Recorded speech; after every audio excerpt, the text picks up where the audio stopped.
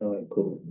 All right, so all three of you guys have been in my class before, so I'm gonna dispense with some of the other normalities I have or formalities.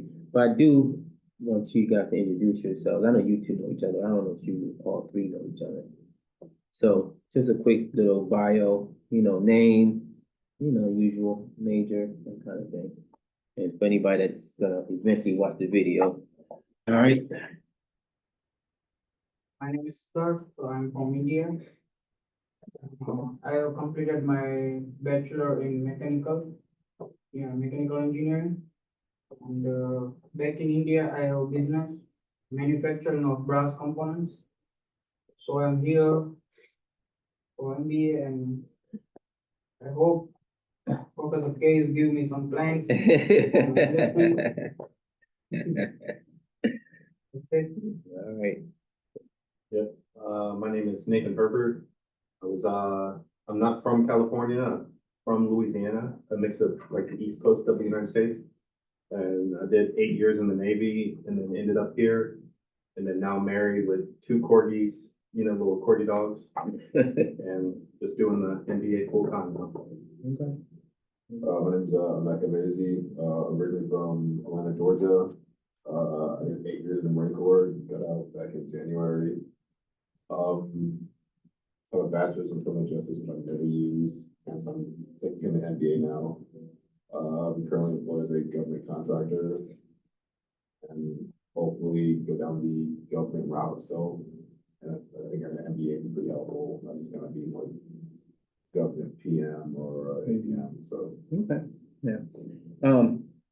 Now you guys know me, so I'm not gonna go too much into what I do, but it's glad to have you guys back and see you guys progressing and doing well. And eventually you'll get to the conclusion of this long but short journey.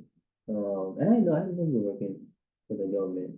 I'm just a contractor, so I work for a company called Ivory, and they're working with the Navy down in Old Town. Doing what? Not Not space war. It's called NAVWAR now. NAVWAR, that's right. So are you at NAVWAR? Mm-hmm. Okay, that's I think we talked about that. Yeah. Yeah, okay. All right. So, okay. So class is business ethics, all right? You guys know the routine, LE quiz, group study, case study as a group assignment, and then, final paper and video presentation and that good stuff, okay? Is this class updated for the final paper? Is it still 10 to 12 pages, or did they update it to the new 4 version where it's only 1,500 words? No, that I'm not aware of. Okay. Yeah, but for my class, either one is irrelevant. Just turn me in some quality paper, quality work, and we'll be fine. Okay. I'd rather be sufficient in length, but I'm not going to dictate the length per se. But you write what you feel. But 10 to 12 is what they have on the syllabus, I think. Let's see, yeah, 10 to 12. Yeah. So that may have changed. I don't think it did, but or maybe for undergrad, that might be the case. Well, the last two. The last two? Yeah, the last 2 classes was 1,500 words. Huh. He's kind of short. Well, it made it where it's like you hit your points and then you were like done. You were done, yeah. There was no fluff at it, You didn't have to think about the fluff. Yeah, that's why I recommend. Don't think about the fluff. Just write the paper. All right. And then if it turns out to be 10 pages, great, or 12 pages. But if you do it right, it should be 10 to 12. All right. But again, if you get to the point and you follow the format based on the APA manual, and you have your intro, your lit review, your methodology, your discussion, your conclusion, you'll be fine. Okay. Just to stress the point about the methodology again, for this particular class and this particular final paper, the methodology is all based on secondary resources, right? Journal articles, peer-reviewed articles, publications, that kind of thing. There's no survey creation, there's no questionnaires that you're going to send out to anyone because there's a formal process if you were actually going to do research.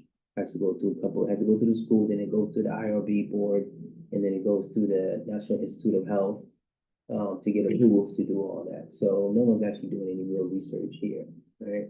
Not till you get to your doctorate level, then you go through that whole process, which can take months at times, right? So just keep that in mind, that we're strictly using secondary resources, and not, you're not collecting data as a primary investigator, okay? Remember that.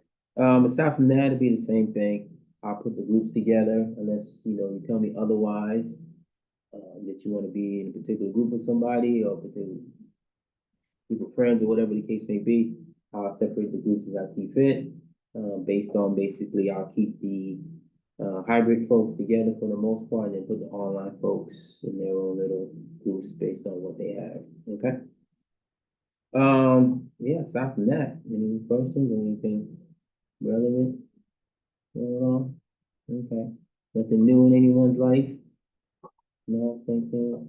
No, we just saw each other a week ago, so I'm pretty much caught up. I might talk to y'all more about the contracting, because I've been searching USA jobs almost every night, and I'm kind of like looking, because I have the 8 years in the Navy, but I was an Yeah. aircraft director. I wasn't like an officer or anything like that. Yeah, that could be. I mean, Yeah. what Joe I'm doing isn't really tailored to the military, so I'm a program schedule essentially. And essentially I'm just building out programs or schedules for like Navy contracts for certain programs to have. And you got that through USA jobs? Lincoln actually. Yep, come on in. Went on through there, so. Hey, I'm good. How you doing? What you been up to, huh? Staying in trouble? No. Um, So I'm saying that I wasn't the most qualified for the role. Yeah. Well, it was, but if I can do this, for program manager. I'm at the point where it's like, I don't really care what I do. I'm just trying to try to get a get job. the MBA and maximize the most amount of profit I can get from the MBA. Yeah. Yeah, make sure you guys, connect and network and use each other to, get jobs, get leads, it'd be, I know especially at Navor, they have a lot of contracts out there that would be, kind of in line with what your company does, and anything for you, same thing, like, hey, there's a lot of opportunities out there, but, when it comes to US, um, .gov or USA Jobs, a lot of times it's hard to get in. You gotta know someone who kind of gives you the in. LinkedIn, seems to work a little better than just going to USA Jobs.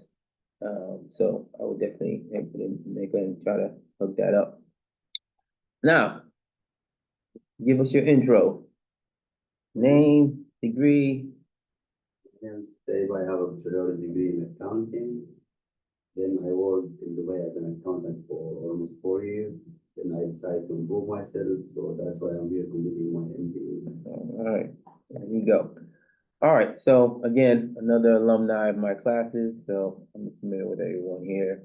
All right, so nothing's really changed. Rules are the same. Nothing's really changed in my life. I'm trying to think. I'm moving. Just a few blocks away. Still got that car out there. Wait, what's wrong with my car?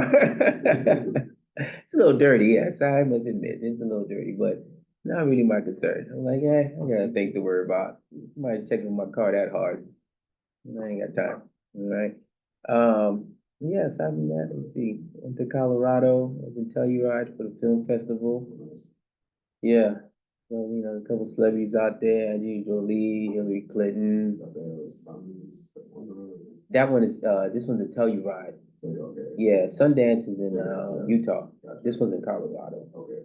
Yeah, great city, cool ski town. I go there all the time, so I really like it. Yes, other than that, not much. Been quiet. All right. All right. So let's get that, and then we're here for ethics, right? I believe we're here for ethics. All right. So.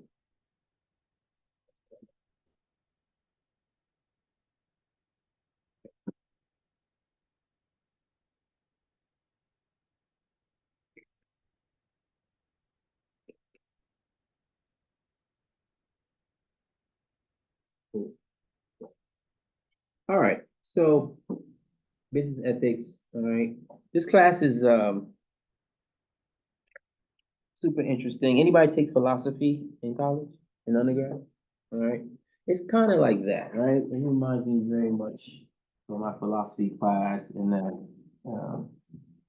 a lot of it is perspective and it's relative to where you're at.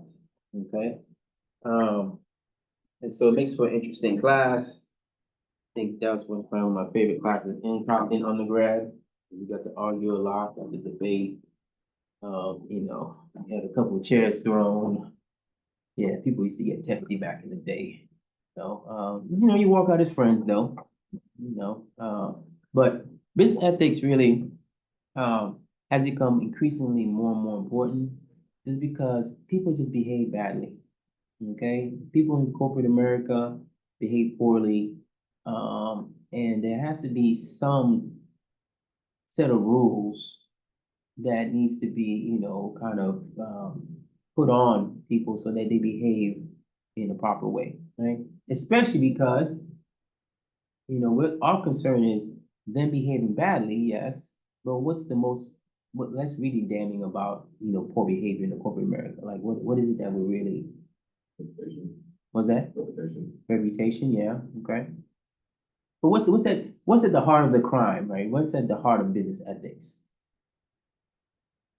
Why is it a difficult or why is it bad for people to behave badly in corporate America? Aside from just poor behavior, why is it that it's such a big deal? So I think several reasons. It could be like, you could be taking advantage of customers, or the style can branch out.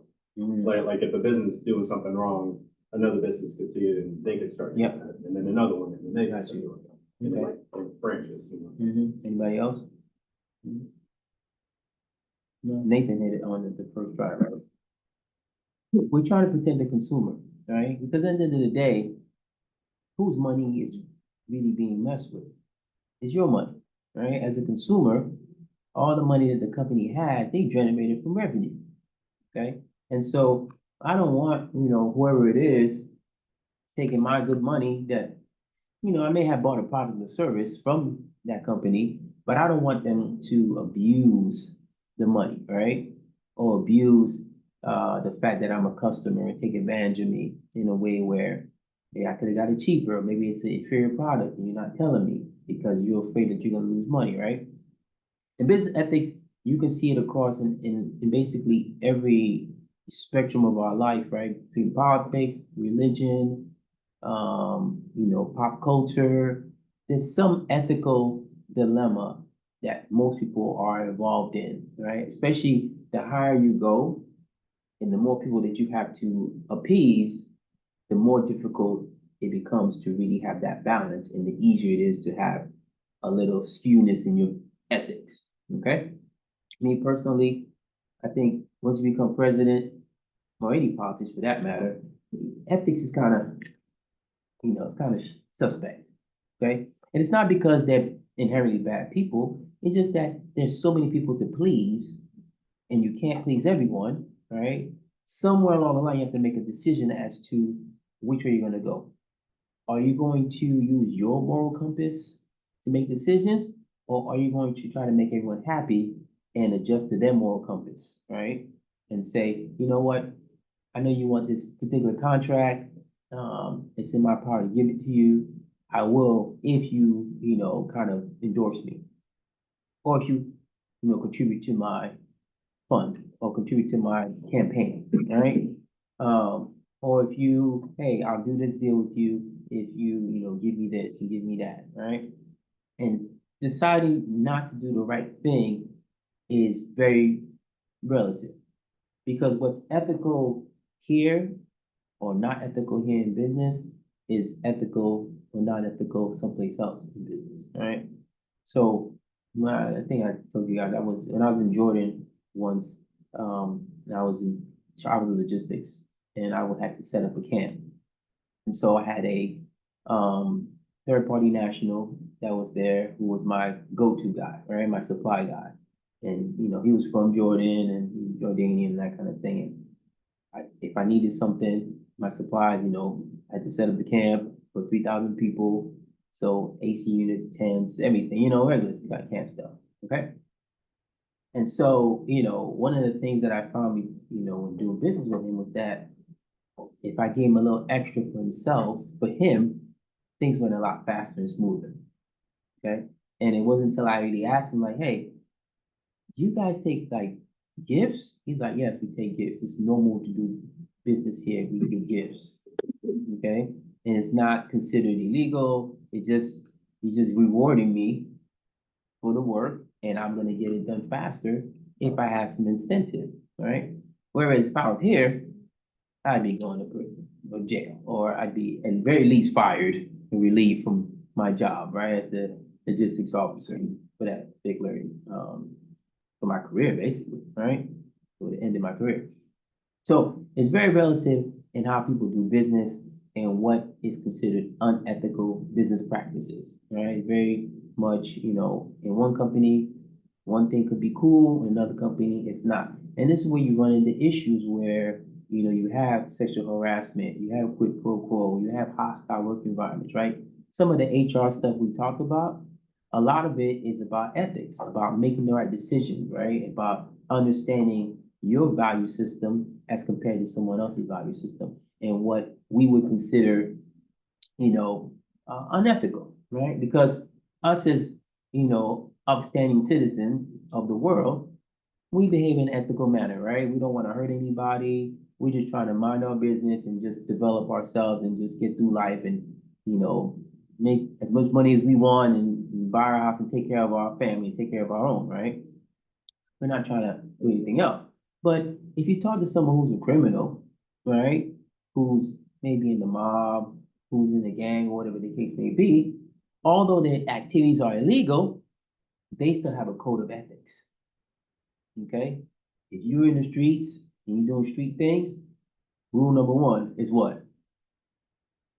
Don't snitch. Okay? That is an ethical consideration, right?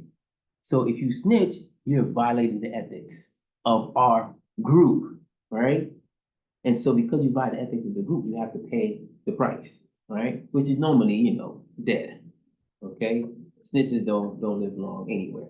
Okay? But although that doesn't necessarily jive with what we think as being, you know, ethical or legal, right?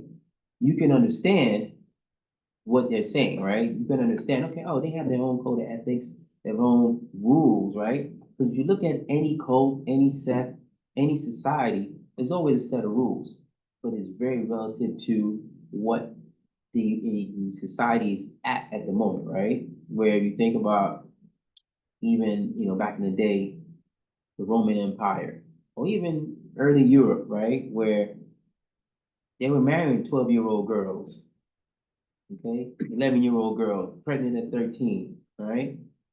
But why is that ethical? Why is that legal even, right? Why? That time frame, right? But there's a reason why. Why? Anybody know why? Life expectancy. They only, when you got to 30, you were old. Okay? 30 was considered old. And God forbid you were 15 or 16 as a woman and you weren't married. You were a spinster. You were basically like cat lady.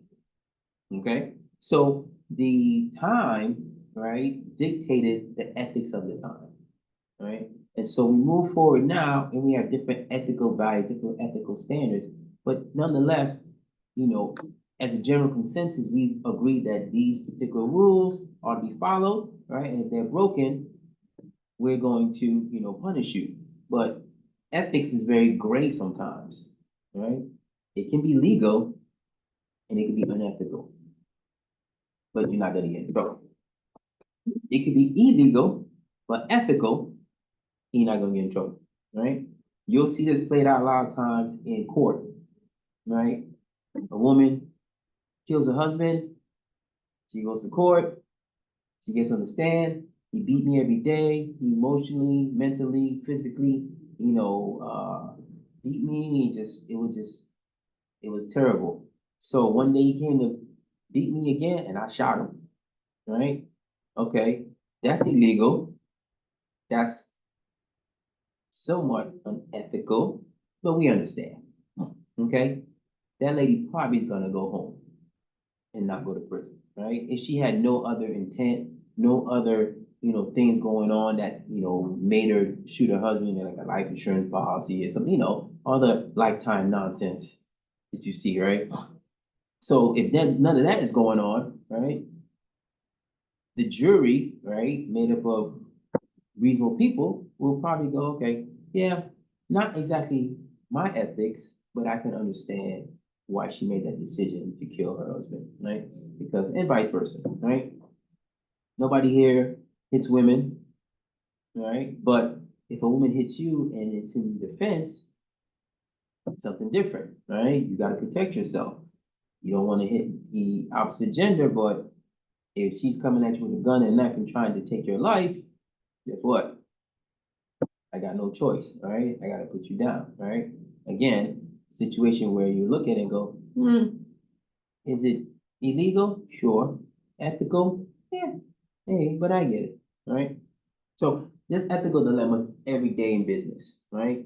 Um, People have to make decisions all the time about what am I going to do, right? If and it ranges everywhere in politics, even now. There's so many. Bob Mendez, everybody familiar with Bob Mendez, Congressman Mendez. He's a Democratic congressman, I think. But he got accused of embezzling funds and taking bribes.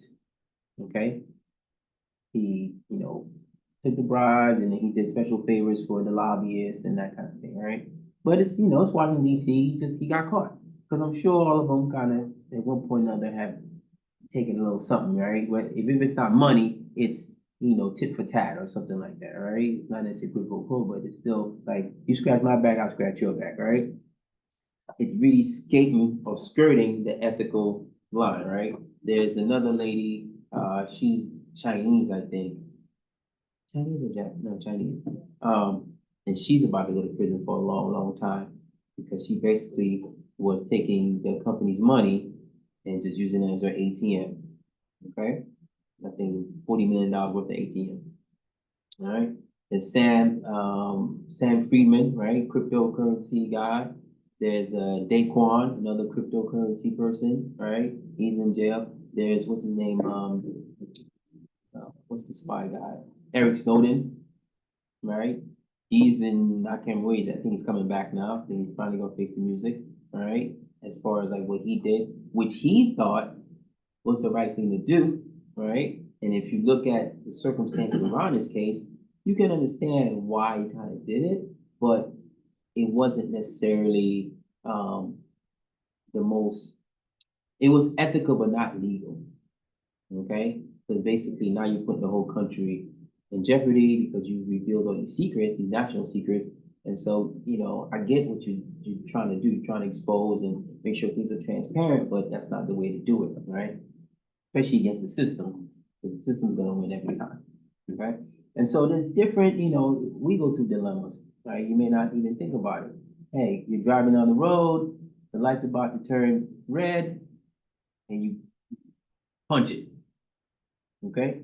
That's a split second ethical dilemma. Do I go into, kind of speed racer mode and get through the traffic light, or do I stop, all right? Because that moment of that decision right there could be life or death, right? Because you go through the light and it's red, and somebody else is coming, it's green on their side, and boom, car accident, they end up dying, and then you end up going to prison for something that, you didn't think that was necessarily illegal, right? Or unethical, but when it boils down to it, it is somewhat, legal, right? You go through the light, you missed it, whatever the case may be, right? This quote I love, right? 20 years to build a reputation, 5 minutes to ruin it, right? If there's ever anything more true, I don't know what it is, right? It takes a long time for people to build a reputation and establish themselves, but it takes quickly 10 minutes and you're down the tubes, right? Especially nowadays with social media, right? Let's talk about Sean Diddy Combs, right? Puff Daddy. All right, everybody knows Puff Daddy, right? Can't stop, won't stop, you know, Biggie Smalls, all that, right? Top of the world, one of the biggest music moguls, could do anything he wanted, right? Now he's in serious problems. He's in trouble. Okay, empire's crumbling. He's had to sell a lot of things, right? And all because of a 2, 3 minute video that caught him beating up his girlfriend at the time. Okay, which he denied and he lied about. All right, he violated ethics. Right, he lied. He could have easily said, "Yes, this I beat her, but maybe I was going through something. I'm in therapy." You know, one of those answers, right? He decided he was going to deny it outright. Okay, and then boom, video comes up, and then now he's like, "Oh, you know, I'm so sorry. I didn't mean it. That's not who I am." Ah, yeah, that's who you are. Okay, but that all happened in the span of a week or two. As far as like once the video came out, he was in problem. FBI, you know, raided his house. He was down in Miami, you know, they raided that house. They took his kids into custody. I mean, his daughters were online talking about they don't, you know, mess with him. The same daughter she just threw a big party for the week before. All right. And so it's very easy to mess up your reputation if you make the wrong decision when it comes down to ethics. All right. If you come down to, you know, breaking norms, right? Because ethics is very normative. And when I say normative, it's basically what it is we decide as a group is normal, right? And if you break those rules, then you have to pay the price, right? No matter which way you go. All right. Ethics determine how we should act and how we should live our lives, right? And then in business, right? How should I act in business? How should a business act? Responsibilities of a business person, okay? Responsibilities have to employees, to customers, and to society, right? All those things you have to take into consideration when you consider business ethics, because as a leader, as a person at the top, you're making decisions that are going to affect everyone, right? When you have your business with your father and your family, right? Decisions you make affect your employees, right? All the way down the line, okay? If you decide that you know, you want to save money by getting inferior material, right? And you make your thing, knowing that this is not going to hold, right? That's a conscious decision that you're making. You're violating some ethics because what you're doing is legal, but at the same time, it's not ethical because you know that that particular piece of equipment is not going to perform up to standards, right? But you rather save a couple of dollars, right? And this is what happens in corporate America. The allure of money is an extremely powerful thing, right? I mean, as you can tell here, we're all here, right, in pursuit of something that's going to lead us to more money to get the things we want, right? At the end of the day, me included, right? I'm here, I get paid to be here, right? Because I want money, because there's things I want to do in my life that require money, because that's the way we work around here in our society, in our world, okay? But, you know, you have to make the proper decisions in order to make sure that you don't hurt anyone and you don't hurt the business, right? Because at the end of the day, I think it's Nathan, or I can't remember who said it, reputation is a big deal, okay? If you don't do the right thing ethically, it can be a big problem for your company, right? Is everybody aware of the Disney case that's going on right now that happened a couple weeks ago?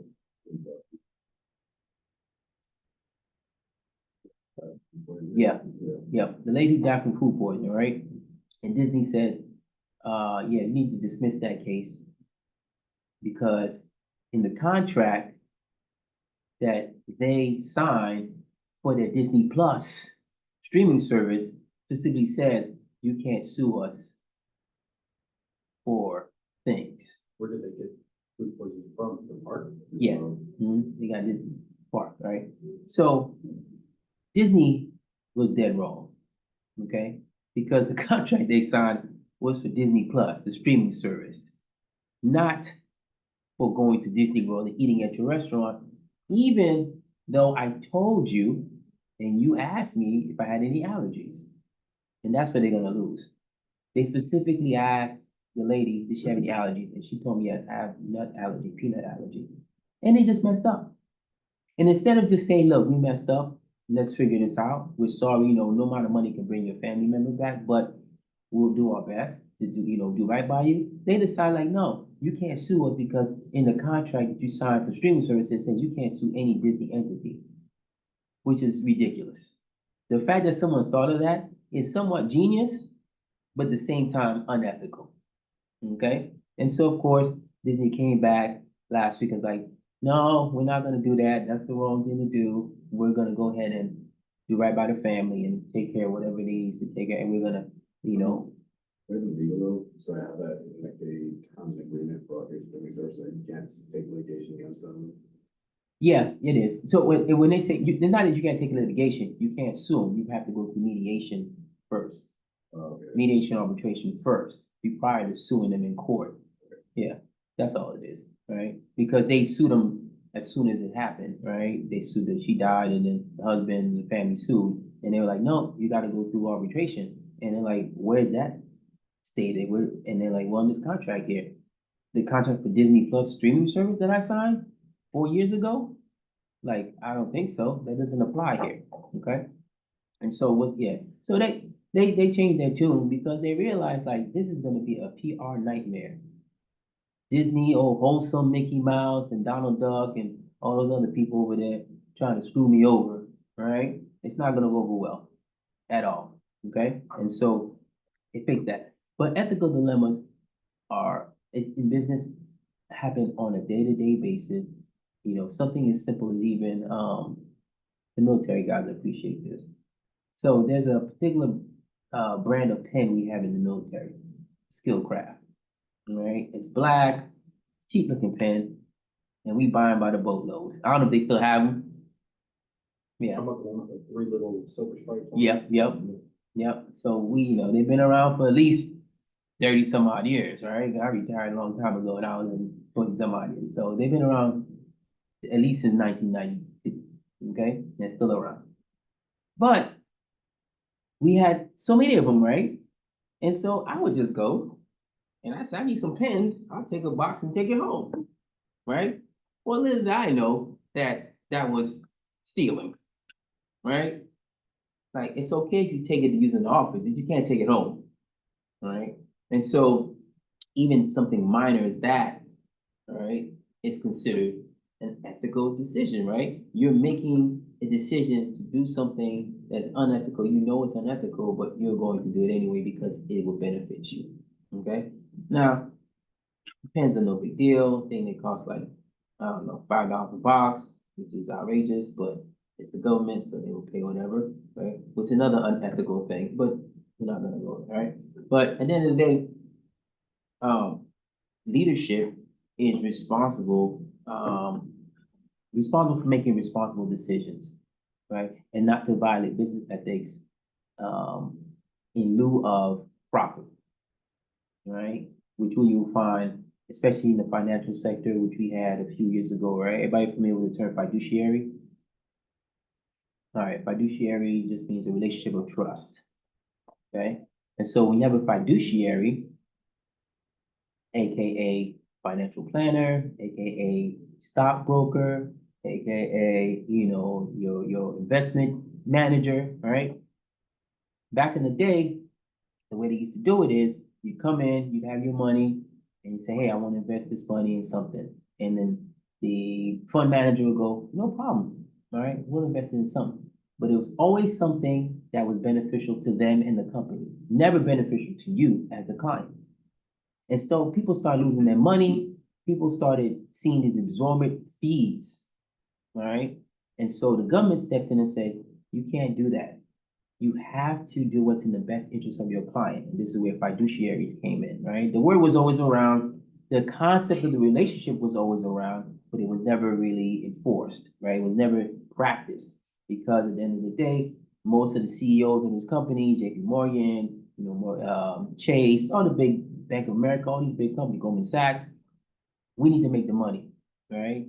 If it's off your back, I don't care. they did a $2 transaction, charge them $10 in fees, right? You never make any money that way, you individually, but guess what? The company will, right? Unethical. And so the government stepped in and said, hey, everybody has to behave in a fiduciary way. And the reason that it was so pervasive is just that the companies tied it to the commissions and the salaries of the people that were doing the work. And so it was almost incentivized to screw people over. If you want to make this $300,000 a year, you need to get this many contracts in. I don't care how you do it, because those contracts equate to fees, right? Which we'll get. And if you do that times, 500,000, we're good. Okay, we're in there, right? So government stepped in, said, nope, everybody has to act like a fiduciary. If you're handling other people's money, investments, anything like that, financial planner, you are now a fiduciary. There's a certain certification you gotta get. There's a whole bunch of stuff now you gotta jump through hoops. But you'll see, even in the commercials, sometimes you'll see we're a fiduciary. That means that we have a relationship of trust, and everything I do is for your benefit, not mine or the company's. Okay, so we're gonna behave ethically because I don't get paid if you don't get paid. Right? And so it's worked out pretty well thus far, even though they find ways to, stick the fees in there somehow, right, and get you anyway. But at the end of the day, the fees were lowered and there wasn't any real, problems, except for Wells Fargo doing some other shady stuff, and JP Morgan too. And finance is tough when it comes to ethics. It's just so much money floating around that they find it very difficult to do the right thing, right? Because most brokers, if they can hang, they're millionaires in a couple of years of being in the finance, being in investments. It's very lucrative business, right? Because they got all these fees, and if you know how to make the money, but it's not always ethical. Right? It's not always ethical. And so you see that they sometimes get fined. And now that we have social media, which is another place where ethics are very fuzzy, right? And you have constantly, what you may call it, Mark Zuckerberg going to Congress to testify, Elon Musk going, the people from Twitter, not Twitter, from TikTok going, right? It's just a flow. YouTube, all going to testify and trying to put these constraints in place so that they can be as ethical as possible without restricting freedom of speech, freedom for, to create content and that kind of thing, right? Because if you are a YouTuber and you put content on there that they don't like, they'll snatch it right off. Facebook, snatch it right off. They have over 2,000 people dedicated to just snatching stuff off. Okay? And those are all, really ethical dilemmas for them. And if you look at even, the presidential race and some of the candidates, right? And they say things, and in your mind, like, that's not true, right? What they're saying, they know that it's not true, but they're gonna say it anyway, right? Because it gets their supporters going on both sides, right? Be it Biden, Harris, or Trump, doesn't matter, right? People will say things that they know aren't true in order to benefit from it, right? And that's unethical, right? You're gonna take advantage of people like that, right? All right, let's see, we got a lot. Yeah, okay. Let's talk about.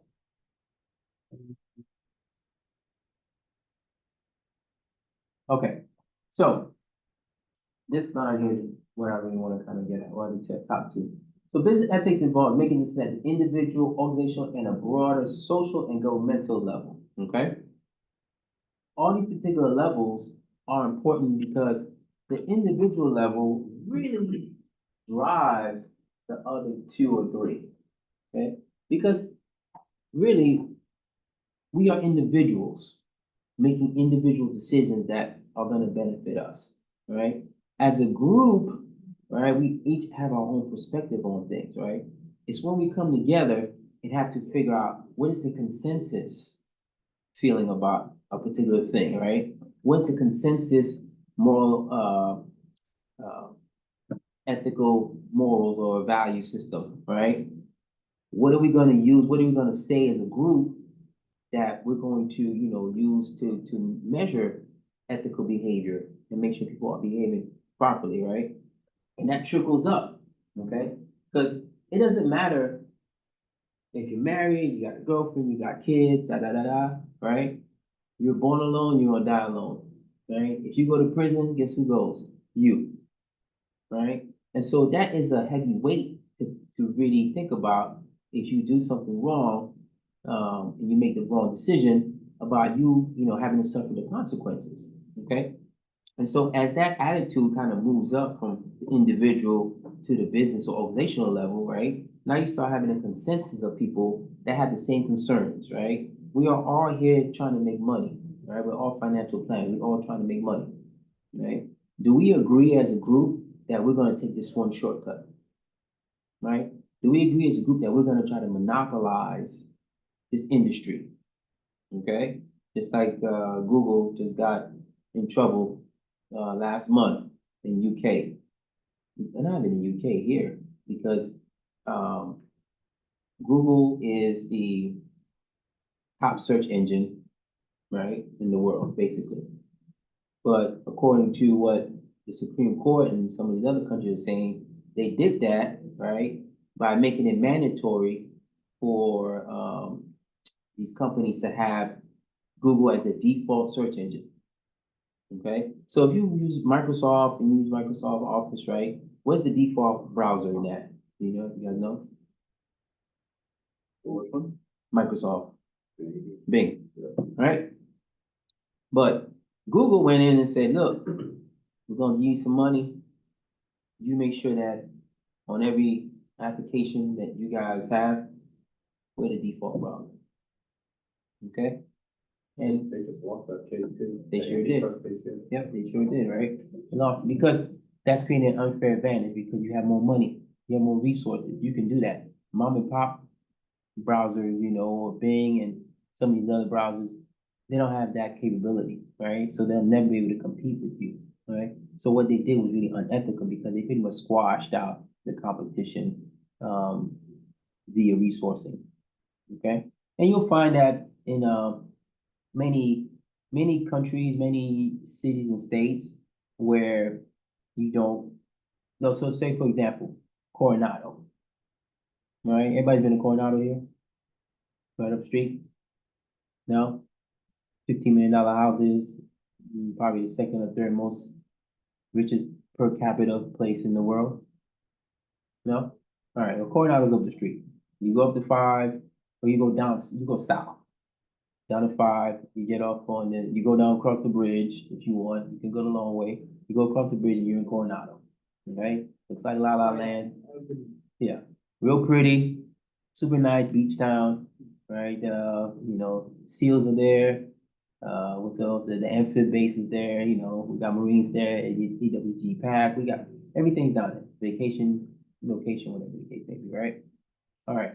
Now compare Coronado to some other cities. What does Coronado not have? What do they not have? What does Coronado not have compared to other cities?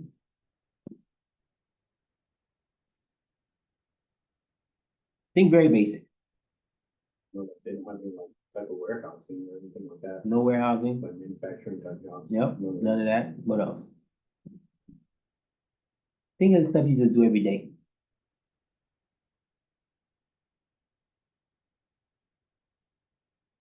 No mall, no Walmart, no Target. Get a house. They got a Rouse. I haven't noticed that, to be honest. Yeah, they have a Vons, right? But right, you never noticed that, right? Or farm. Yeah, they have a Vons, right? But there's a lot of things in Coronado that we can throw a rock and hit in any other city they don't have. Why is that?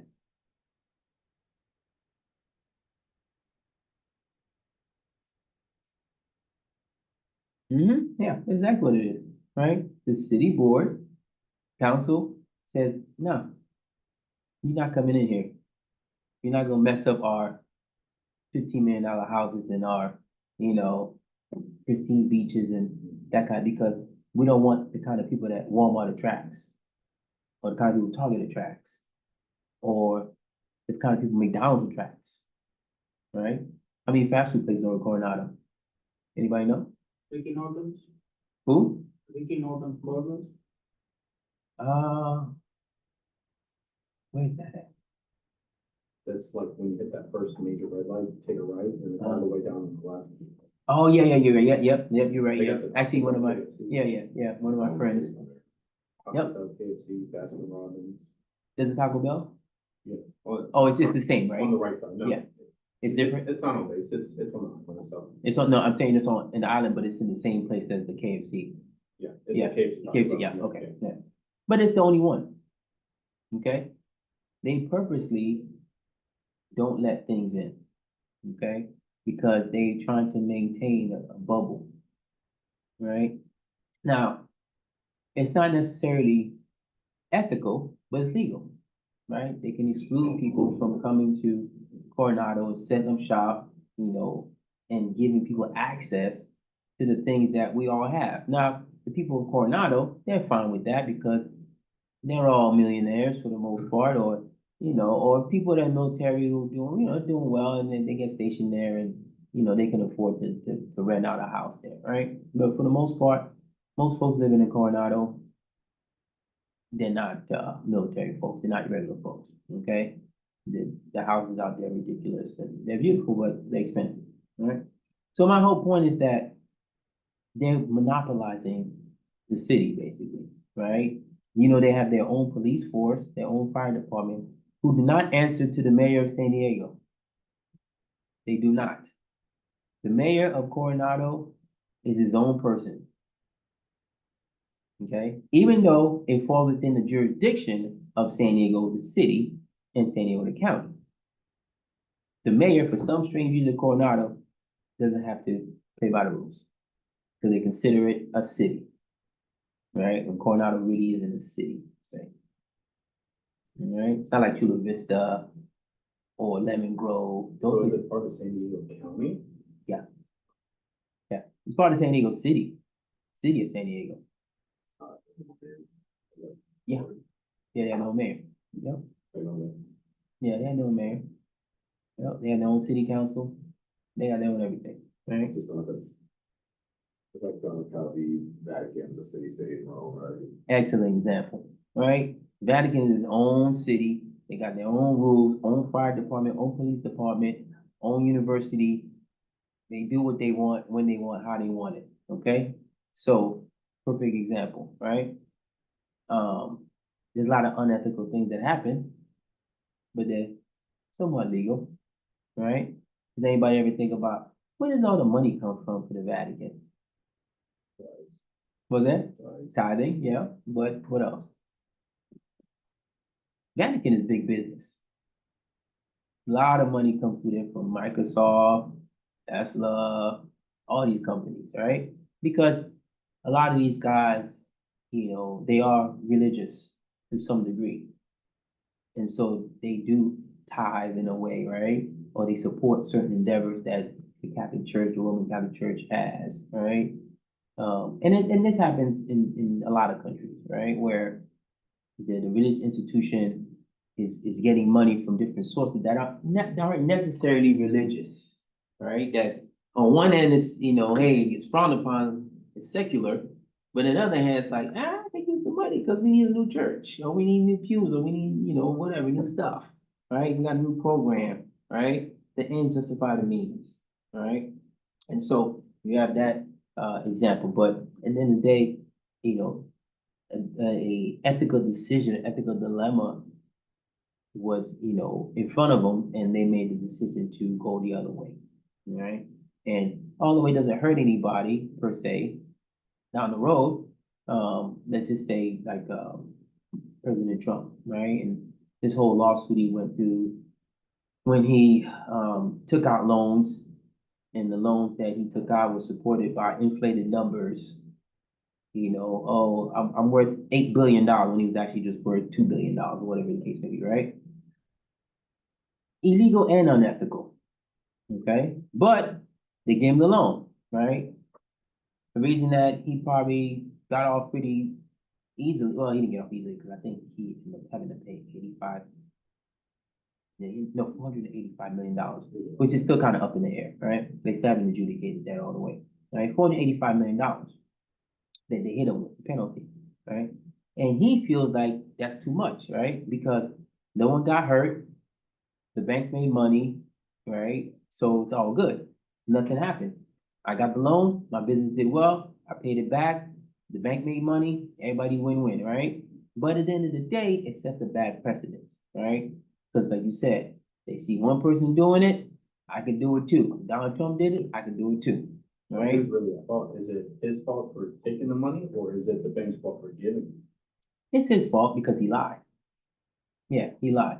Now, the bank is more negligent because they didn't do their due diligence, right? And really assessing and appraising what he said he had, right? Because if you and I going for a loan, right, and we say, hey, I'm putting up my house for collateral, you better believe they're gonna have 2, 3, 4 people over there to appraise your house to make sure it's worth exactly what you said, because they're not gonna lend you the money if your house isn't worth. If your house, you live in a shack or a box and you want $1 million and you saying your house is worth $1 million, they're gonna come check it out. And now this house is worth at best $50,000, buddy. So we can give you a loan for 20,000 maybe, if you're lucky, all right? But with him, because of his stature and who he was, they believed him, right? And so he used that time and time again, right? Illegal and unethical, right? To a certain degree, but no one got hurt. So because no one got hurt, it doesn't look as bad, right? As compared to when someone gets hurt, or someone is taken advantage of, then you can actually see like, oh, you know what, this is bad. This is not cool, right? It just doesn't bode well. So businesses in general usually have that kind of issue, especially at the top. Us at the bottom, middle management, lower, entry level type stuff. We don't have enough authority. We don't have enough skin in the game just yet for us to making those type of decisions or access to those type of things, right? It's not till you get kind of higher up the rung that you have access to certain funds and you have access to. So this is a good example of one. You guys weren't around, but when I was in the military, um, I can't remember, probably like 10 years in, we started this whole government travel card thing, right? So now, if you were an officer and if you traveled a lot, the government gave you a credit card. So you can use on all your travel expenses and stuff like that, because you're assuming you're sending me on a trip for a week that I have the money to cover, which, actually most Marines didn't have the money to cover a week-long trip because it's expensive. You got to pay a hotel, all this lodging and all that, food and all that stuff, right? So they would give you the credit card so you can use it, pay for it, nothing out of your pocket. Boom, when you get your per diem and everything, boom, you covered, the charges, boom. Now I remember the first probably year, everything was smooth sailing till the people started looking at all the statements, breast implants, people buying cars, people buying gas. Had 3 or 4 Marines go to the strip club. They're drunk. Guess who takes the card? Stripper. You ordered a bottle of Dom Perignon. You wanted Cristal. You wanted the champagne room. $5,000 later, right, on a government credit card. Okay? Unethical decisions.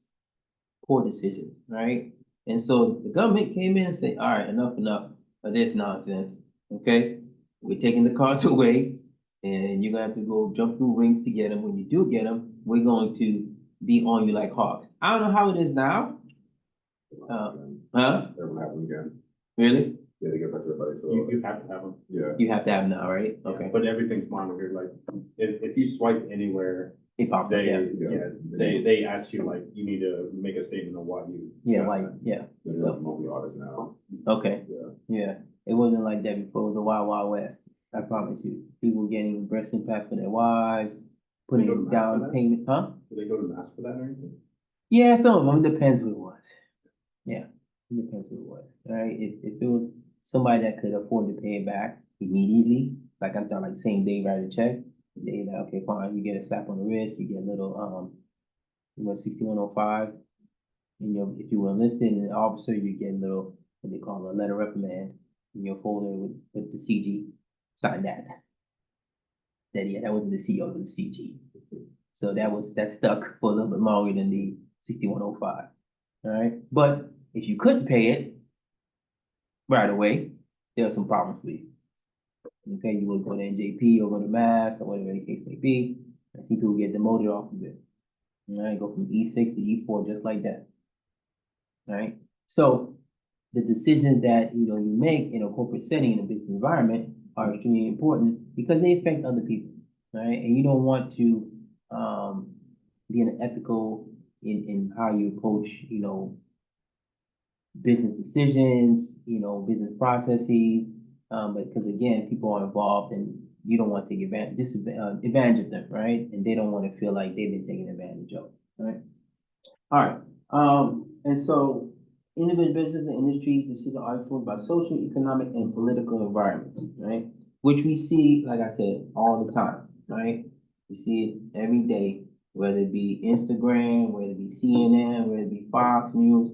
We see people being influenced by external forces, by us, right? By what we want people to think of us, right? Perception is reality, right? And if you're so worried about what people think of you, you're going to make poor ethical decisions. You're going to make poor decisions in general, right?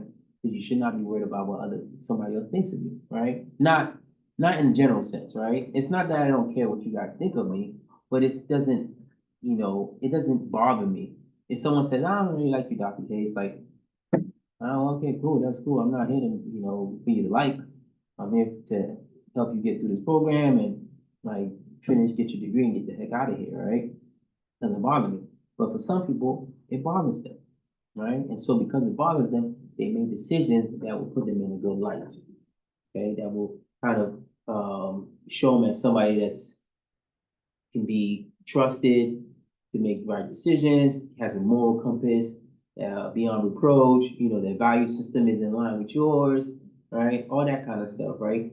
And that's not the case. They're just basically chameleons or narcissists or, people manipulating other people, right, to get what they want at the end of the day, okay? So, but we see that everywhere, okay? No matter what industry, what environment it is, ethics is something that runs through everything. Even AI, we have a whole category of ethics in AI that specialists, people with PhDs in ethics, and they saw AI about the impact of AI and should we do certain things, right? Do we want to necessarily unleash all the AI's potential on society? It may not bode well for us because there's some things that as humans, we're naturally flawed, right? We can't help but to be sad or happy or embarrassed or, whatever the feeling is, okay? And so because of that, we're prone to make some irrational decisions, right? Anybody, well, let me just leave it at me, all right? You break up with a girlfriend, somebody you didn't want to break up, and you're hurting, right? And then she got you jumping through hoops or something. Do this for me, do that for me. You're doing it because you think there's a chance, right? And she knows there's no chance. She's dating somebody else already, right? But you're jumping through hoops. She is putting you she's putting herself in an ethical dilemma, right? Where she's making a decision, she knows it's wrong, but she's just stringing you along because it's gonna benefit her, right? Happens to the best of us, okay? I don't care what anybody says. Everybody gets that one, it's evil, okay? Just not a good person, all right? Yeah, it happens, right? But again, we're all influenced by this, right? By our social environment, right? Which tends to, as you get older, it becomes less impactful. It's less of influence, right? Again, I don't have Instagram. I don't care about that stuff. But I'm also 50 something years old, right? When I was 20 something years old, I probably would have cared. I probably been worried about my gram and what pictures are on there, what pictures aren't on there, and looking at everybody else's Instagram and like, man, how come she's not on my Instagram or why she not checking for me or whatever. He's got a nice car, right? Because we all know Facebook, Instagram, all those things are a flash in the pan, right? This is a moment in time, all right? So definitely people make decisions on that. What time is it? 6:43. Damn, time just goes by so fast. All right, so goals of business ethics, all right? Developing a knowledge base and still needs to identify ethical issues, understanding how and why people behave unethically, all right? Deciding how one should act, what one should do, and type of person one should be as an individual, creating ethical organizations, and thinking through social, economic, political ideas that should supported as citizens. All right. So, creating ethical organization. Where do you think that should start? Where should that start? Trying to create an ethical organization. Who should that start with? Probably the very top. Very top, right? Actually. To start at the very top, because you as the leader, you set the organizational culture, okay? And if you're doing shady stuff, guess what? Everybody else will go, huh, cool. He's doing it, she's doing it. That means it's all good, right?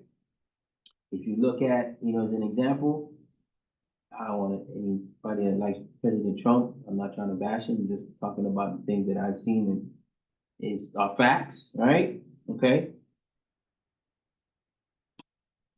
President Trump has a different set of values and morals than I think a lot of people. Okay. Anyway, people that I know. All right. And if you notice, all right, he hasn't been to prison, right? But he's been to court. He's got 3, 4 cases pending, right? Or however it's gonna work, right? All right. But if you notice, right, what's happening to all the people around him? Huh? They're going to jail. They're going to prison, right? All under his name, all under the things that he asked them to do or they did in support of him, right? Now, if they weren't unethical or just wrong or illegal, it'd be no problem, right? You wouldn't have no problem. But why is it that everyone basically that worked for Donald Trump is going to prison? That stuck around, right? Steve Bannon, jail. Roger Stone, jail. Who else? General Flynn, jail. Right? We're talking about a 4-star general, retired, and he went to jail. Okay? So you start to see that the decisions he was making were unethical, but he's been shielded, right? Everyone else is taking the fall, right? And so you see how unethical decision making affects the rest of the organization. It basically takes it down, right? To the point where you don't have any talent because they're all either left in prison or just got banned from the industry. Okay? Same thing with the Catholic Church. All right? All the priests doing whatever they do, right? Under the guise of hey, counseling and caring about the kids and all that stuff, abusing them, right? Unethical and illegal. All right. But again, they got covered up, right? Got protected by a higher power, right? And so all those things have to be taken into account. And we don't want, to create an organization in which unethical behavior is the norm. Because again, ethics is about normatives, all right? If everybody says it's okay, then it's okay, right? But if you're in a room full of pedophiles, right, that's okay. Okay? If you're in a room with what's his name? Jerry Epstein or Epstein, whatever, right? I'm pretty upset. Yeah, Epstein, right? And it's in his island, all right? And it's like, oh, you're on the island, you do whatever you want. We brought in some people and you can hang out and party. Oh, then it's probably not the right thing to be doing, all right? But guess what? You're here and you got, low standards and no inhibitions because someone said it was okay and because everyone else around you is doing it, right? And the reason they're doing it is because everyone else around them is doing it, right? It's kind of like a self-licking ice cream cone. I'm doing it because you're doing it. You're doing it because I'm doing it, right? All the peer pressure that we put on each other for no reason. Because I really don't want to do it, but I don't want to look like an idiot. because I care about what people think about me. Okay? So ethical decision making definitely can put you in a quandary. Now Richard Branson, everybody knows Sir Richard Branson. He owns Virgin Airlines. Okay. He owns an island and all kind of crazy stuff. He's like a adrenaline junkie. Okay. And this is another good quote, right? Never go into business purely to make money, right?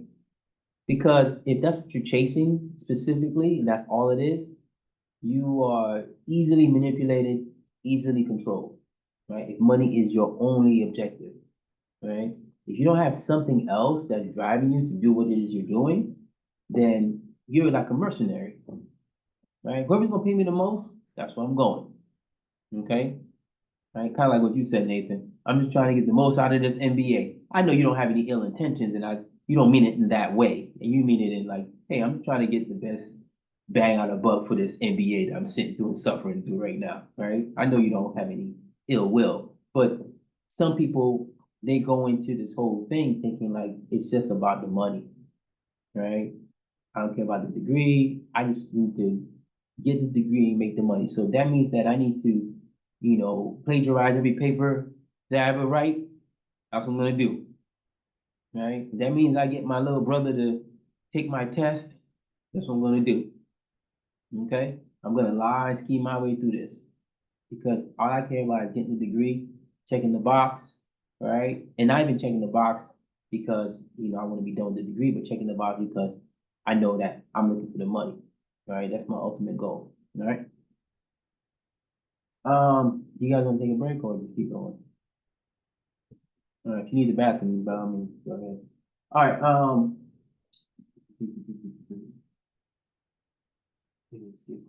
all right. Practical reasoning and theoretical reasoning, right?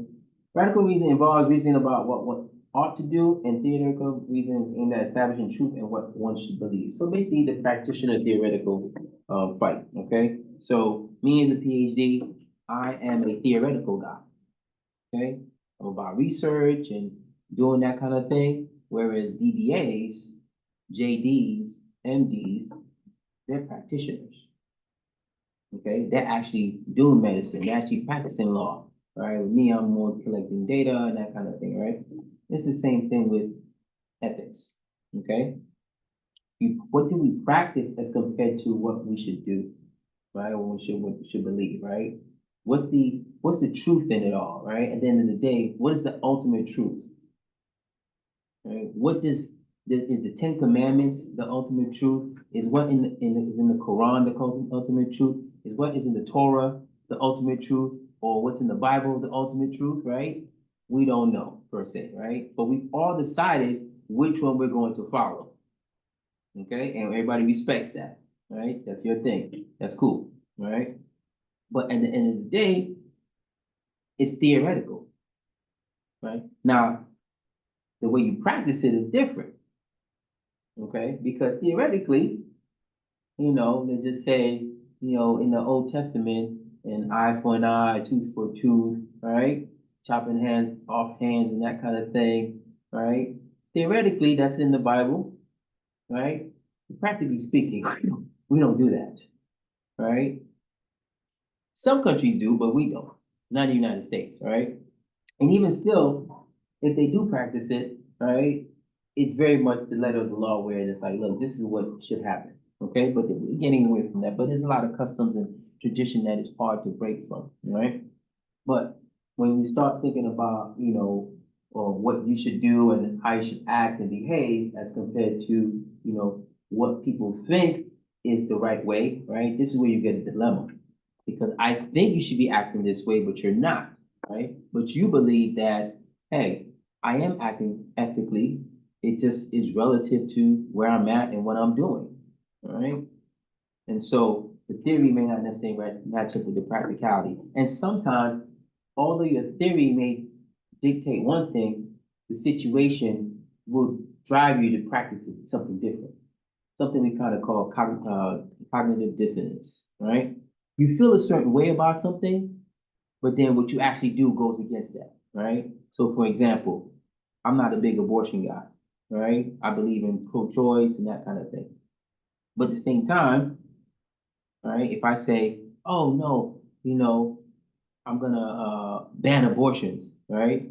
That's going against what I'm actually theoretically feeling, right? But for practicality reasons and for reasons that maybe I want to fit in or whatever the case may be, I'm saying, all right, yeah, I think abortion should be banned. Right? Vice me saying inside I'm thinking pro-choice, but I'm practicing banning it. Okay, and you've seen that playing out now in the presidential race where people are saying one thing and then but they're doing something else. Right? Oh yes, I believe abortion should be banned, but only the only exceptions are for rape, incest, and the life of the mother. And even some cases, rape and incest don't cut it. Okay, it's just say no abortions at all, and not thinking about other consequences that go with that. All right, and so practical reasoning and theoretical reasoning always going to be at odds with each other. Because like you said, theoretical reasoning is the pursuit of truth, the highest standard for what we should believe. Okay, and that's not the case, right? There are very few universal. I don't say very few, but there's a lot of universal laws, but they're practiced differently, right? They're implemented differently. Okay. All right. Defined by morals sometimes as morality, personal integrity. Okay. Morals refer to the underlying values on which decisions are based. I think refers to application of those morals to the decisions themselves, right? So having morals, right, and knowing who you are inside and what it is that you really feel, right? That's the whole kind of back in the day when people were even now in the closet, right? Homosexual folks, folks that are transgender folks, they feel a certain way, but they practicing staying within the gender that is visual, right? For fear of reprisal, fear of retribution, whatever it is, right? They just don't want to be ostracized and treated any differently, right? And so they'll have a moral dilemma, right? And that's where you see a lot of people that are going through things like that, you'll see them commit suicide, right? Because internally, their morals are saying one thing, right?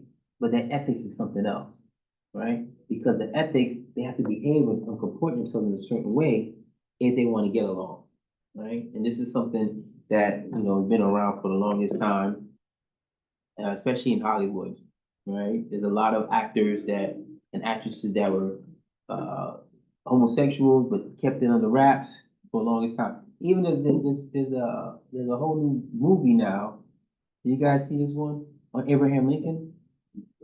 Oh, how they were assuming he was gay? Yes, yes. Now they're pretty sure he was at least bisexual because he had 4 kids. He was married, he had 4 kids.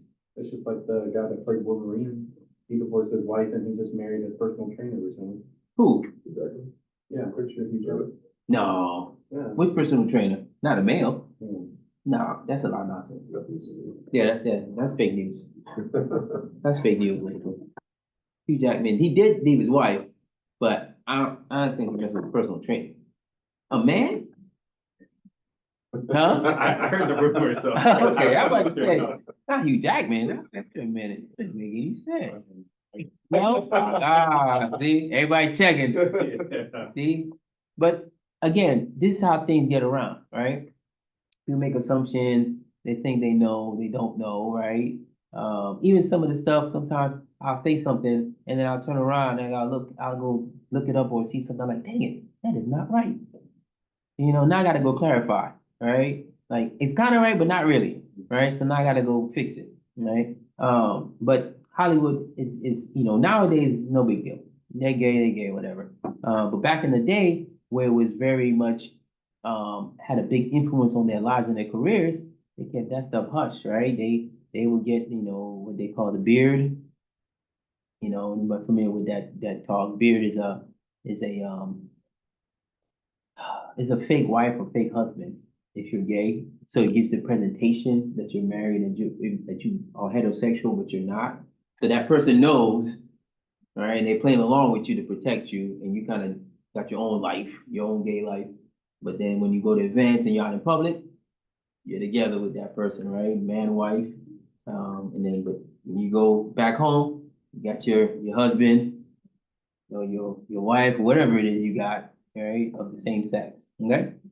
So those people go through a lot of morality things, right? And it goes in conflict of their ethics, right? Because the ethics is the part that people see, right? We don't, our moral compass is something that's very internal and relative to us, right? And so the only way I see your morals is really by your actions, right? Which is really your ethics. Okay?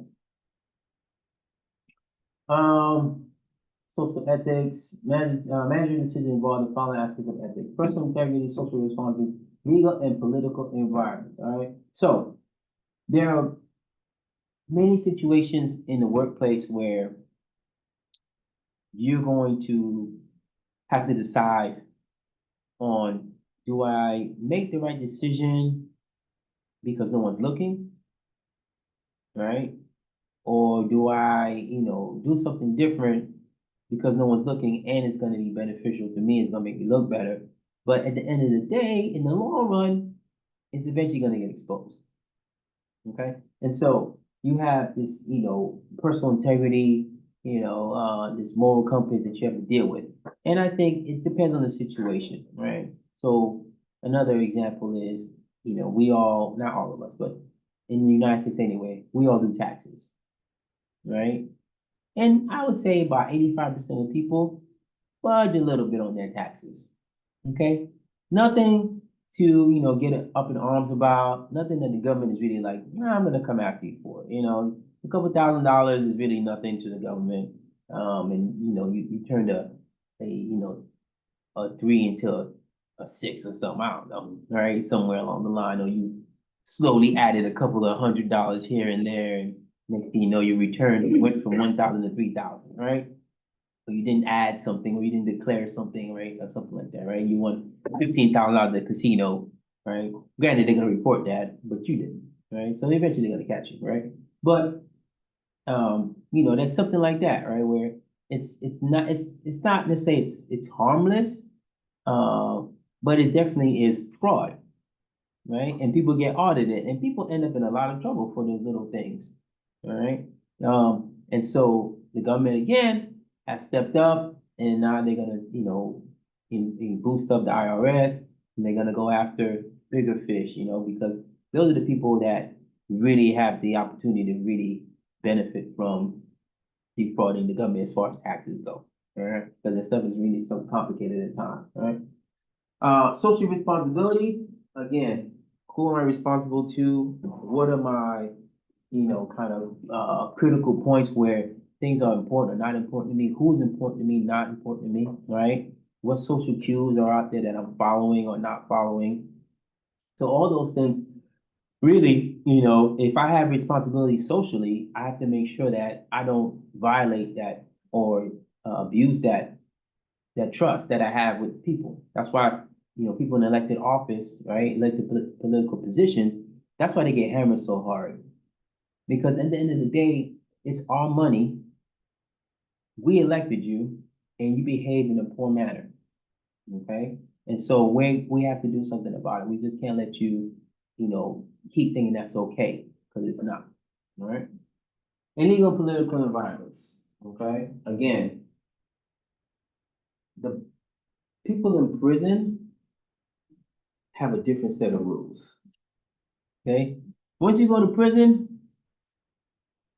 all bets are off, right? You got different rules, you got different moral compass, different standards, different morality, right? It's kind of like you gotta do what you gotta do to survive in there till you get out.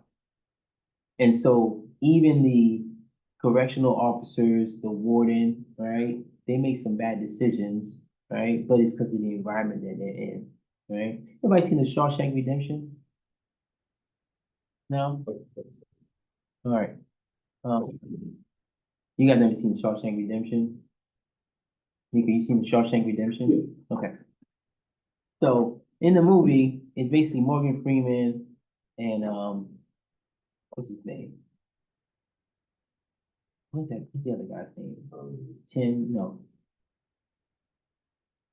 I can't remember. I can't remember his name. He's super tall. He's been in a few movies, but nothing I can think of on the top of my head. But Morgan Freeman ends up in prison, all right? And this other guy ends up in prison with him. And the other guy's an accountant. And he caught his wife cheating with his friend, and he shot both of them. And he ends up in prison with Morgan Freeman, who had been there like 30 years from something he did when he was 15. He was hungry, he was poor, and he stole some bread. And back in those days, they gave him 50 years or something like that. Okay? So they're in jail, in prison, and of course there's all this, and this is based in the 1950s, 60s, or whatever, right? And he's in prison, and him and this guy get along, and within the prison there's these different sects, right? These different groups. They got the white, white supremacists, they got the black people, they got the Hispanics, they got all these different groups and cliques.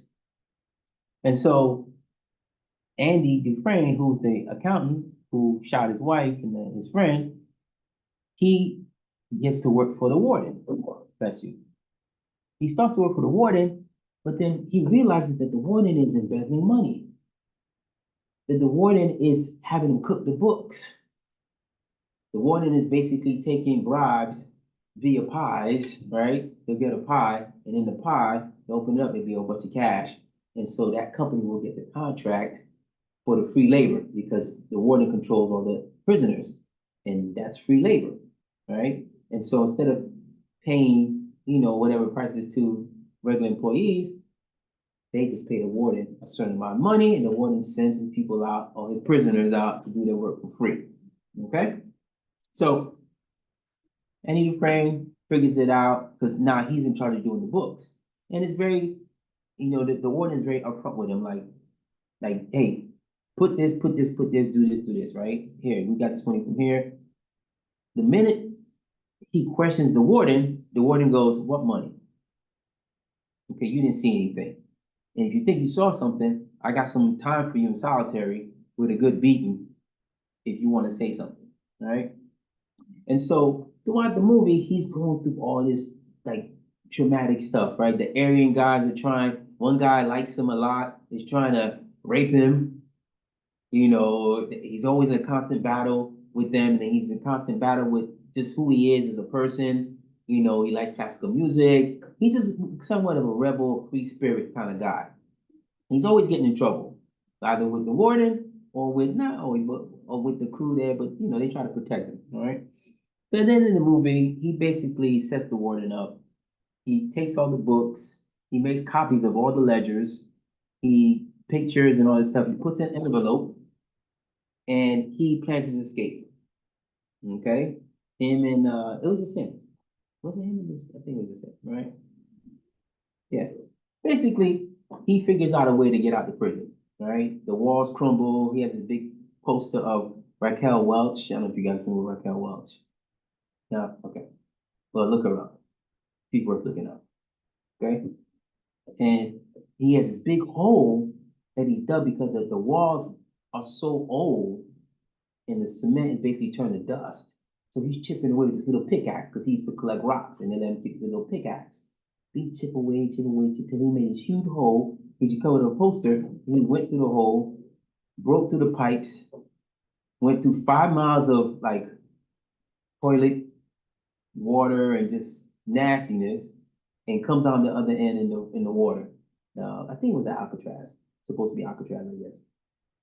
And he escapes, right? But when he escapes, the first thing he does, he mails his package off to the local news people, and has all this evidence against the warden.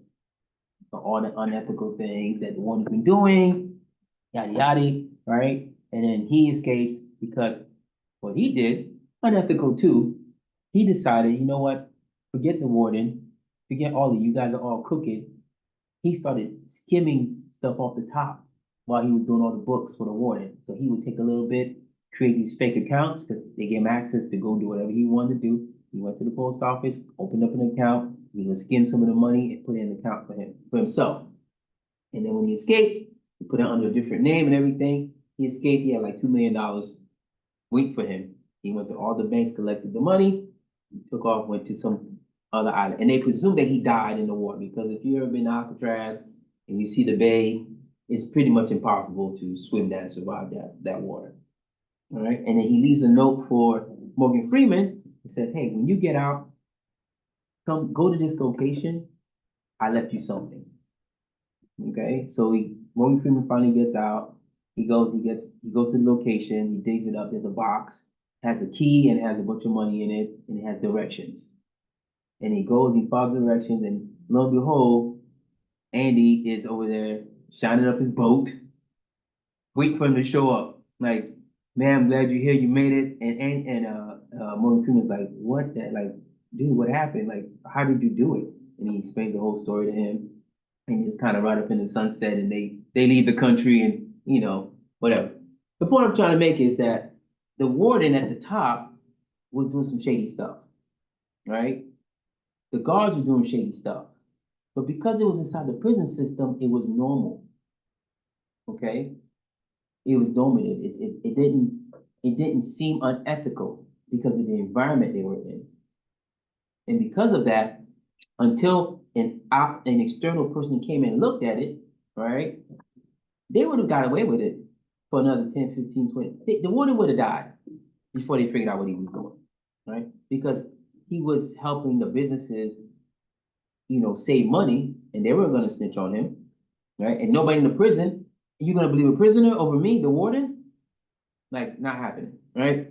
And so, at the end of the day, just the personal integrity, the social responsibility, and the legal and political environment within the prison really, kind of shaped the warden's behavior, and in turn shaped Annie's behavior in what he did, because what he did was also unethical, all right? But because of the situation he was in, he could live with that, all right? And so that happens a lot, again, in corporate America, in businesses. Do I fire or lay people off to save my own butt? Right? CEOs have to deal with that all the time. Hey, we got a reduction in force. We got to lay 4,000 people off because we are $3 million, $4 million in the red. But guess what? The CEO just got paid $35 million. So you're trying to tell me, CEO, that you couldn't take 3 or 4 million out of your $35 million to keep your employees, right? Not illegal, but again, unethical, right? Think about the morality of it all. Think about, the excessiveness of having $35 million when you're firing people that are making $20 an hour, right? Instead of just saying, you know what, I'm going to forfeit some of my money so that I can keep my employees alive. I'd rather cut them, keep my money, and keep the organization going, right? Instead of trying to sacrifice a little bit, right? Again, legal, but somewhat unethical. We kind of talked about this already. I'm not going to beat it up anymore. We talked about normative.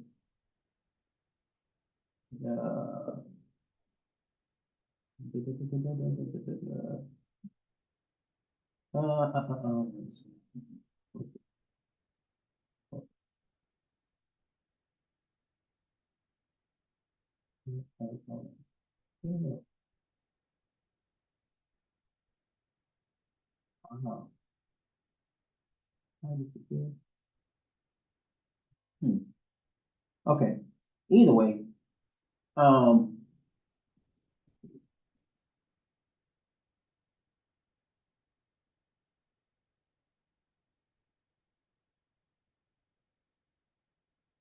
okay.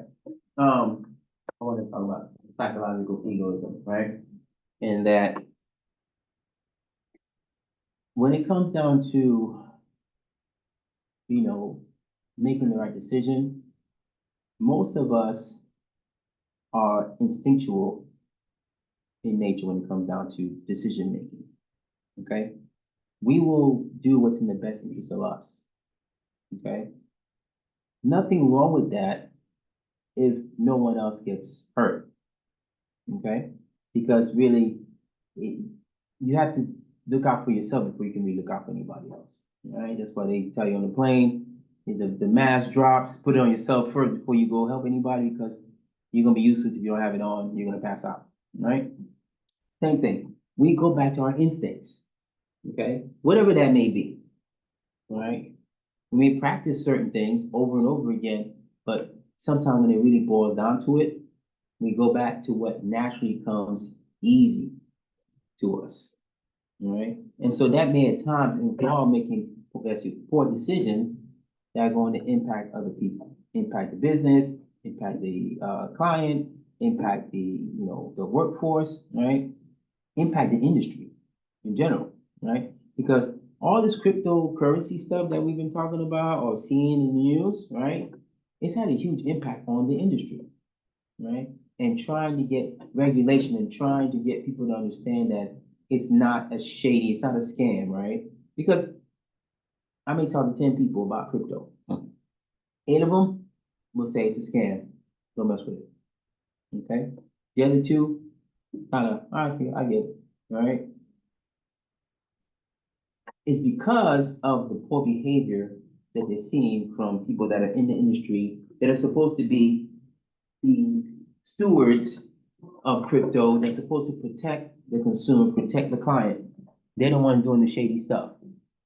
So why should I not think that you guys are all shady, right? Why should I not think this is just a scam, right? And if you look at cryptocurrency, you do real research and it takes a little bit to understand it, right? And realize, okay, it's not a scam, it's just something different, right? But the people that are involved in it at the highest levels, they're unethical, right? It's not the what they say, uh don't hate the game.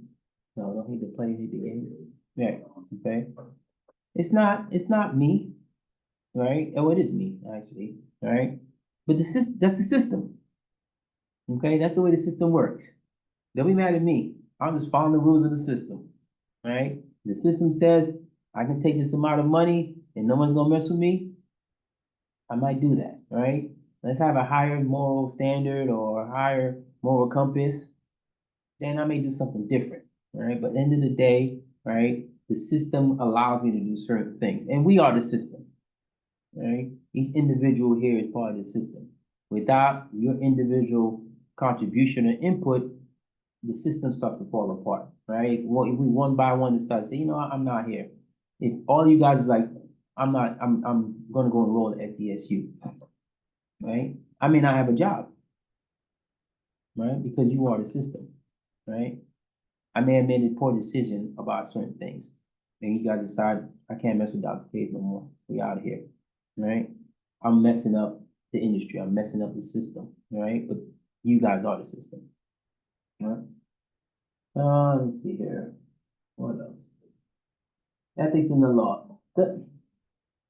So again, I'm not gonna belabor this point too much, but when it comes down to ethics in law and legalities, there's a lot of things that are legal, but very much unethical, right? And it's really up to you and your moral compass and what you think would help you decide whether or not you're gonna make that decision, right?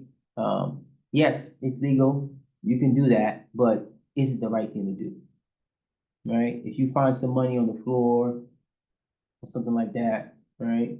Or if somebody accidentally, or like so for instance, had an Amazon package delivered to my place of residence, right? I got the little notification, whatever the case may be. I was like, cool, package is there. I get home last night, guess what wasn't there? My front door, the package, right?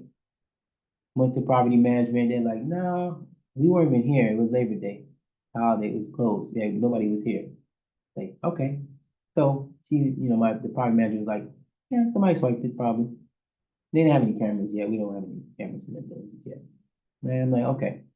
That person made a decision to steal something they knew wasn't theirs, right? Because maybe it ended up in front of their door, right? Or maybe, the Amazon person delivered it and kind of put it in the middle, sort of. So unless you looked at it and was like, oh, this is not my name on it, I should probably not take this, right? But people will do that. They'll, packages will get delivered to the wrong person, wrong place, and they'll just grab it and take it, and they're like, oh, I mean, they'll clearly see that's not there. They didn't order anything, but they'll take it, right? And so that is a very poor, it's legal in a sense, but it's unethical, right? You know that's not yours. Just leave where it's at, all right? I have a rule. If you didn't put it there, don't pick it up. Okay? So whoever left it there or forgot, they will come back to get it. Right? But that package is gone. Okay? Now, what do you think I did in that situation? Refund, right? Or text Amazon, hey, I know you guys say you delivered the package, but I actually did not get it. I saw the picture, but that could be anybody's door, really, because you didn't take the picture of the number, right? But at the end of the day, the building security had a lapse, right? Somebody got in there, either being a resident or somebody off the street, somehow got into the building and swiped the package, right?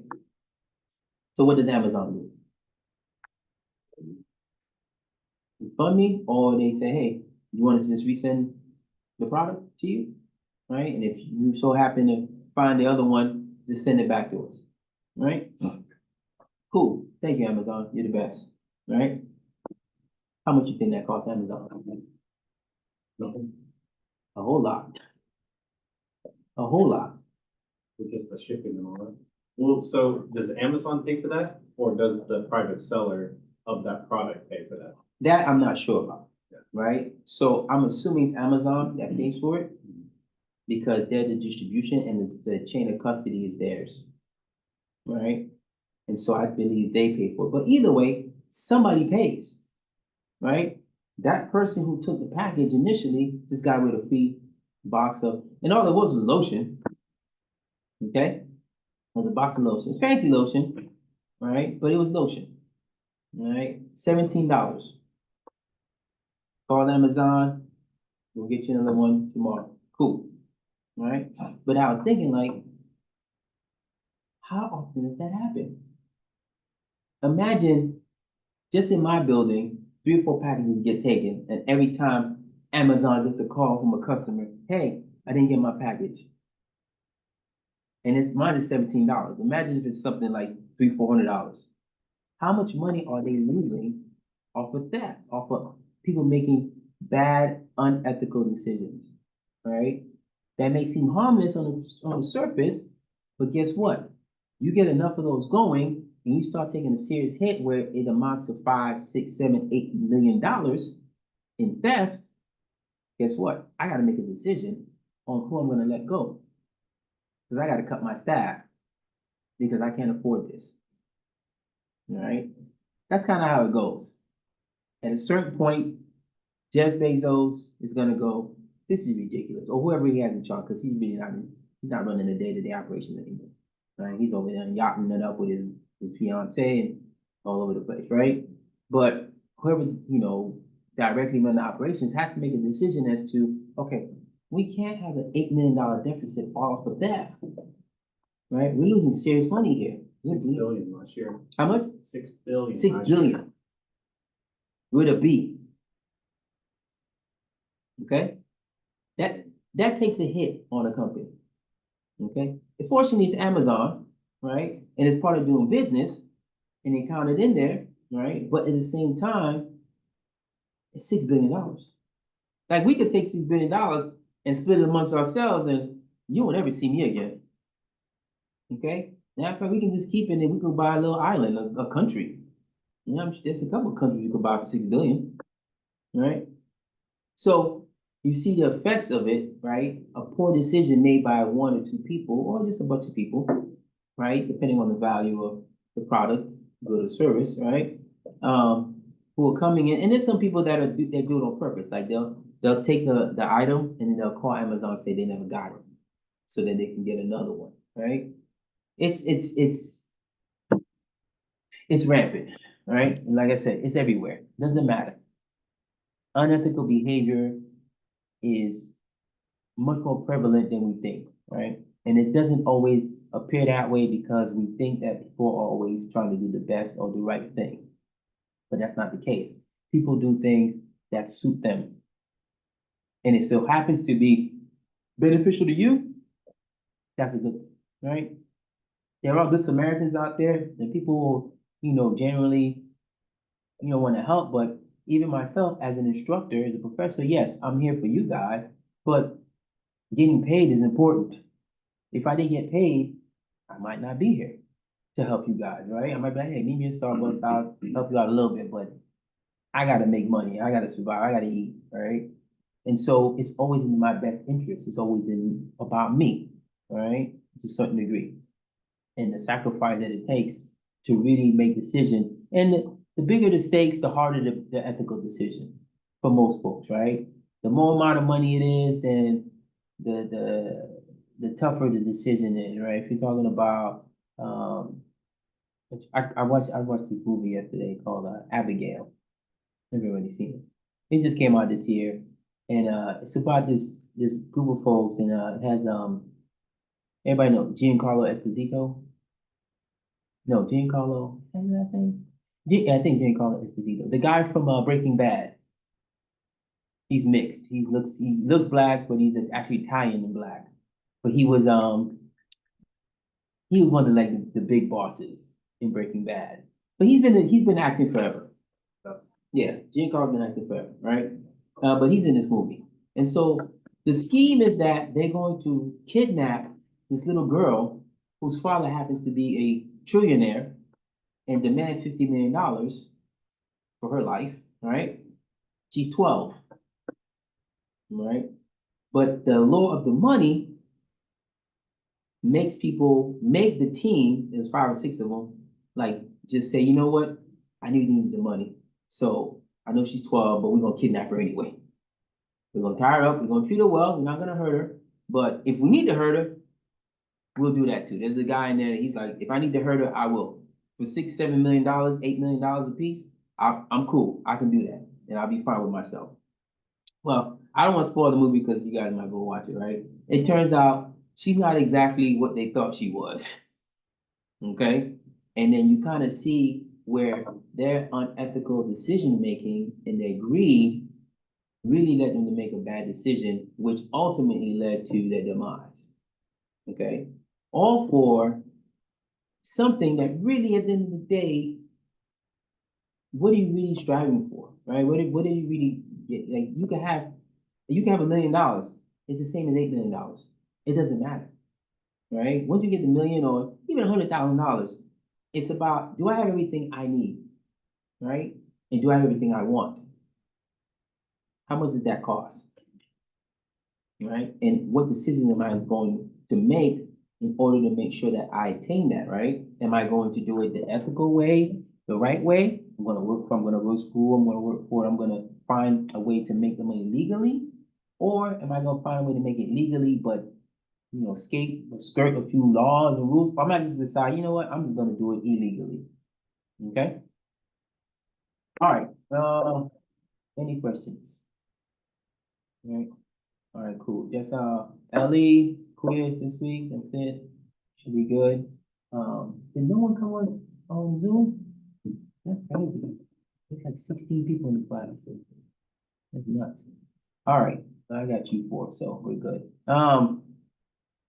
Let me see. That's it. So I'll see you guys next week, and get your work in. And if you got any questions or anything you need from me, email me.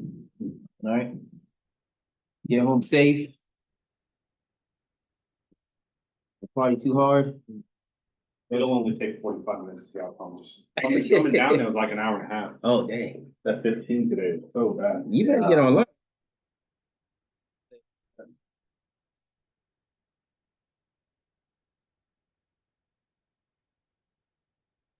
Terrible. Nobody wants to come to. All right. Okay, have a good night. All right. See you next week.